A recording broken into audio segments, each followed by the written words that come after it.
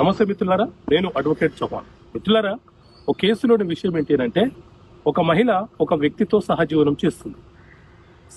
సహజీవనం చేస్తున్నటువంటి క్రమంలో ఎవరైతే ఆమెతో సహజీవనం చేస్తున్నారో ఆ వ్యక్తి ఈమెను డౌరీ హరాస్ చేస్తూ కొంత వేధించడం మొదలుపెట్టాడు. ఆమె ఏం చేసింది అంటే అతని మీద 498A IPC, ఇప్పుడు 85 ఆఫ్ BNS గా పిలుస్తున్నారు, ఆ కేసు అతని మీద నమోదు చేయించింది. అతను ఏం చేశాడంటే కేరళ హైకోర్టులో క్వాష్ పిటిషన్ ఫైల్ చేసినాడు. నేను ఆమె యొక్క భర్తని కాదు, ఆమె నా మీద 498A కేసు పెట్టడానికి అవకాశం లేదు, నా మీద ఫైల్ చేసినటువంటి FIR ని రద్దుపరచమని చెప్పి క్వాష్ పిటిషన్ ఫైల్ చేసినాడు.